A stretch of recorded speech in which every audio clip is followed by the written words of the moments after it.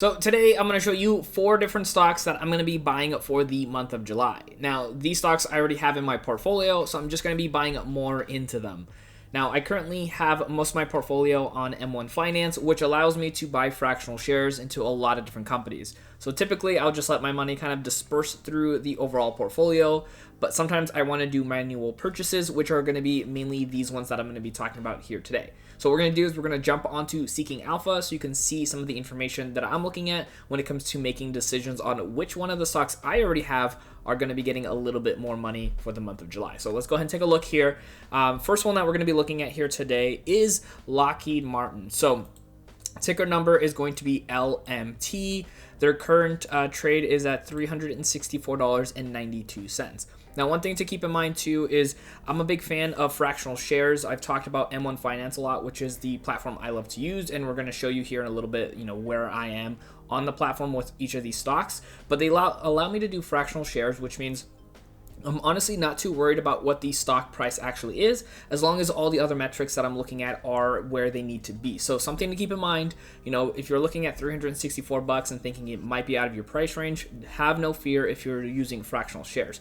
If you don't have M1, check out the link in the show notes. I will have that linked up for you. You guys can check out that site and start using them if you're interested. But going back into Lockheed Martin here on Seeking Alpha, we can see here that the 52-week range, it's kind of right there in the middle. So they were at a high of $442.53. So they definitely still have some room to come back if they can obviously increase the value of their stock. Now, the PE ratio, which a lot of people look at, of course, it's very important. I try to keep it usually under 20. That just gives me an idea of if the company has value for the long term. So for me, 15.23 is really good.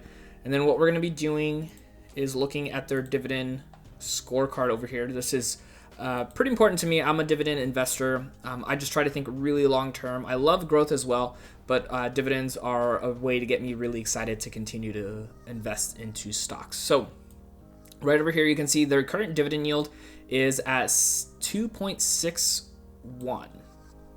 2.61% is their current dividend yield, which means that an annual payout is going to be $9.60. Now, I talked about earlier with fractional shares. So if you don't own a full share of Lockheed Martin, the nice thing is whatever that fractional share is, you're still going to be getting that yield based off of what you have. So it's really, really nice. And then right here, you can see their dividend frequency is once a quarter. So that's how they are paying out, which means if you have one share or even fractional shares, you're going to be getting, this amount, the $2.40 per share, or a fraction of that, depending on how much you actually have of it.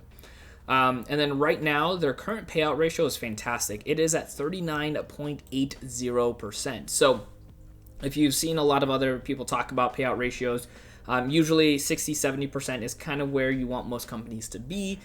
Being under 40%, especially in their industry and everything that is going on right now, that is still fantastic. That means there is room for growth when it comes to the actual dividend yield, as well as making sure that they don't have to cut or suspend anything in the future, which, there have been other big companies in this area that have had to cut, like Boeing, but it's nice to see that there's a great opportunity for this company not to have to do that because their payout ratio is so low. So if you're ever curious about that, that's kind of why I like to pay attention to it. And then they've been paying out dividends for about 18 years here, which is really nice. But here's the really cool thing too, and this is what I love the most, is their dividend growth rate. So this is the 5-year rate, and we'll go into the dividend news here in a second to kind of see where they've been over the last few years. But this is great. So 10.39%. So effectively, if that's their average every year, your money on your dividend, even if you can't buy another stock, your actual dividend payout is going to increase by that amount. So, imagine getting a 10% raise for doing absolutely nothing. That's pretty fantastic. So I like seeing companies that offer something that grand when it comes to the dividend growth, especially with a company at such a low payout ratio. And, obviously a 2.61% dividend yield is not the best out there, but for long-term investors, somebody who's trying to make sure that their money is going to be there for them when it comes to dividend income, that is fantastic. So what we're going to also do is take a quick look into their dividend news. And the reason I do this is because then I can see, how their dividend increases have gone. So you can see here that in September of 2019, they increased their dividend by 9.1%. So they went from $2.20 to $2.40. So again, if you had just one share of this company, you all of a sudden got an extra 20 cents per quarter for doing pretty much nothing else. And then if we go down just one more year, we can see 10% right over here in September of 2018.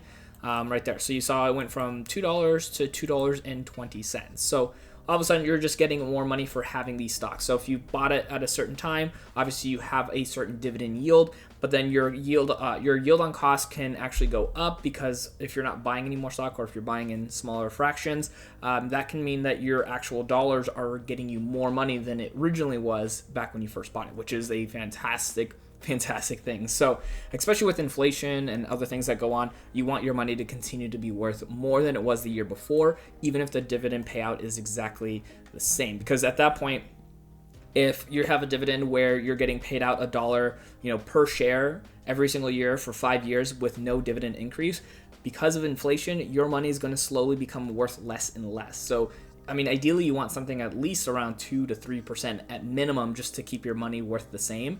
But yeah, when you're getting something like this from Lockheed Martin, where you're getting 10% on growth on average, that is going to help make your money worth more. And then that means if you're reinvesting those dividends, it's going to compound even faster. And it's a beautiful, beautiful thing. The next one is going to be ADP, which is automatic data processing. Their current stock price is $148.89. Let me go ahead and actually jump over back to the summary here. That way we can check out their PE ratio. So their PE ratio is a little bit above what we normally like to have it, which is around under 20. So this one is 25.51. I still think that there is some opportunity here. Not as much of a value stock as Lockheed Martin, but kind of similar as far as position in their last 52 weeks. Their high was 182.32. So let's go ahead and take a look at their dividends and see what we have going on here. So as far as dividend yield, they have a 2.49% dividend yield. Annual payout is $3.64. Now they do pay out on a quarterly basis as well, which is the case for most stocks here. So if you have one full share, you're getting 91 cents a quarter. And of course, again, with fractional shares or anything like that, you will get paid out based off of those fractions. Now, their current payout ratio is 63.42%, so it is still a good payout ratio. Like we talked about, 60 to 70% ideally is where you want to be. Some of the real estate ones can be a little bit higher just because of some of the laws with them. Now, they've been paying out dividends for 44 years. Now, in case you're not too familiar, if a company pays out dividends for over 25 years, they are considered a dividend aristocrat. Just kind of gives a fancy name to make it more prestigious. And then if a company hits over 50 years, which they are 6 years away from doing so, you become known as a dividend king. So it's a pretty prestigious place to get to when it comes to paying out dividends and having growth year over year. So the only way to get that is if you are having consistent growth. You can't just be paying out the dividend for 44 years and not have any growth to be considered in that group.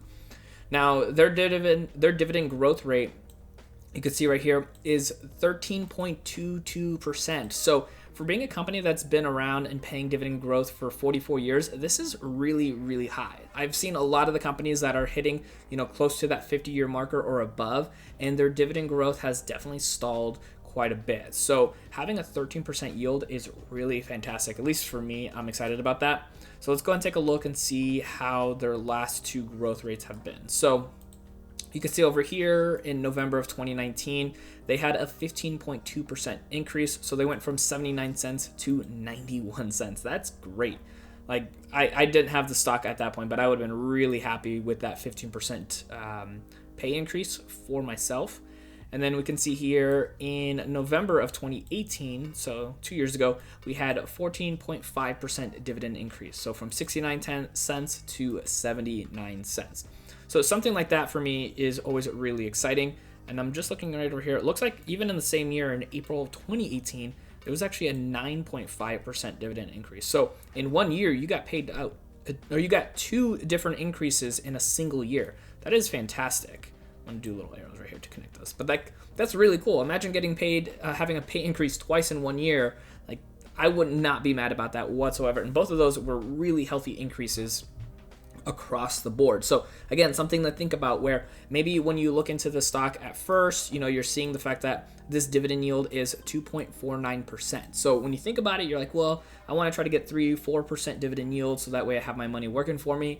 But when you have 2.49%, but then you're getting an average of 13% dividend increase, that money that you're putting in now is, if they continue with that rate, is going to really grow quickly over time and possibly even eclipse some of these other dividend stocks that are already paying 4 or 5%, but maybe have a very low, growth rate. So you got to make those kind of decisions on which way you want to go, because that can have an impact on there. Now, I think any way you go as far as investing is usually a great path, because you're putting your money to work for you rather than just leaving it in a bank doing nothing. Now, before we continue on with these other two stocks that we're going to be talking about here today, if you are somebody who has some student loans and maybe has some really high interest rates, consider maybe looking at refinancing your student loans. I'll have a link to a company that I've worked with in the past where they actually help people lower their interest rates. And the best part is, all that extra money you're saving can either pay down those student loans even faster or put that money towards investing, whatever works best for you. So like I said, I'll have a link down below. It is entirely free to check out. Hopefully that can lower your interest that you're going to be paying on those loans, and then having some more extra money in your pocket.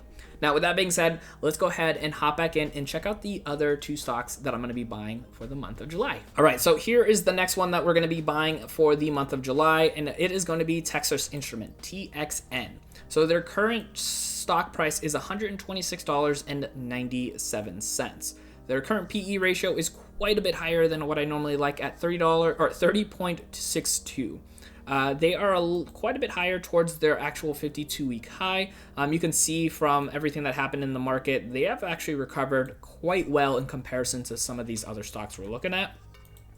So what I do want to look at is their actual dividend scorecard here. So their scorecard here, you could see the dividend yield is 2.89%. Their annual payout here, you can see, is $3.60. They do pay out on a quarterly basis, and then their actual amount is 90 cents per share. Now, their actual payout ratio right over here is quite a bit higher. It is 88.34%.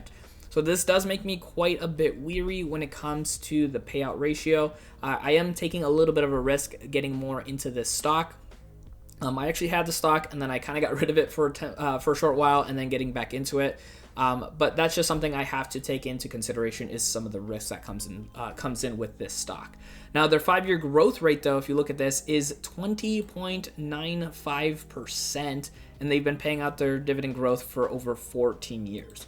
So if we go into the news here and take a look down in this section, we could see back in September of 2019, they actually had a dividend increase of almost 17%.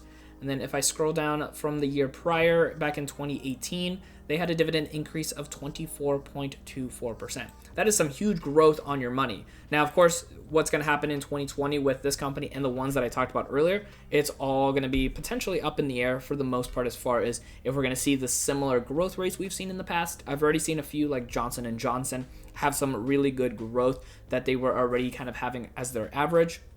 So nothing changed for them, but it'll be interesting to see what happens with some of these other different companies. All right, so the next stock we're going to be looking at now is going to be with Pfizer, which is ticker number PFE, and their current stock price is $32.70. Now, let me go back into their summary page here to take a look at their PE ratio here for you. So their current PE ratio is 11.98. So that is great when it comes to looking for a stock that potentially has value. Now, of course, this is always going to be up to each person individually in how they want to look at the value. Some people like to look at PE ratios that are much higher because they show that there was a lot of potential for even faster growth, where this one just shows more value long term. Their 52-week range, their 52-week high was actually $44.56. So they are definitely trending on the lower half of their 52-week average. Now, this company does have some stuff when it comes to news that has caused some of their stock price to kind of keep tumbling down here and there throughout the last couple of months. But I still believe that based off of some of the things I've been hearing when it comes to what they have in their pipeline and what's going to be coming out, that they still have a lot of great potential. I know there was some splits and merger things going on recently as well. So let's go ahead and go into the dividend portion of this right here. So their current dividend yield is 4.66%. Their annual payout right over here is $1.52, and they do pay out on a quarterly basis. So that's 38 cents a quarter if you have at least one stock, or like I said, if you got fractional shares, you can do that as well. Now, if you look at their payout ratio, they have a nice payout ratio of 55.79%. So for us, that is good because like we said, 60 to 70% is ideal where we want to be. And they have a growth rate of about 10%, or they have a growth year of 10 years growth. Now, right over here, you can see their 5-year growth rate is a little bit lower than the other three that we talked about today, and this is at 6.72%. So quite a bit less, but still better than where inflation would be. And with a dividend yield already of 4.66%, that is actually not too bad because, as you'll see from most of the other ones we talked about, these the ones that had the higher dividend yield usually have a lower growth rate, and usually the ones with higher growth rates have a lower dividend. So kind of like a little bit of a correlation there. Not always the case, but that's just kind of something to keep in mind. So let's go ahead and go into the dividend news here. And we can see that back in December of 2019, they had a dividend increase of 5.64%. And then right over here, the year prior, back in December of 2018, they had, again, a 5.9% increase. So fairly close to their 5-year average. So hopefully with everything going on, maybe by December, if things kind of taper off a little bit there when it comes to everything going on, they might see that same type of increase. Because I know, like I said, Johnson & Johnson saw those kind of things as well, where they were able to keep their actual dividend growth rate around their average to keep that money growing and having it worth more than it was the year before as well. So something to keep in mind, just because you lock into a stock now doesn't mean you have to hold it forever. You can make those decisions down the road and change it up as well, especially if you change up your strategies. That sometimes can be the case too. Now, I want you to keep on learning and growing when it comes to investing, so check out my next video right over here. My name is Dennis, and I will see you in the next video.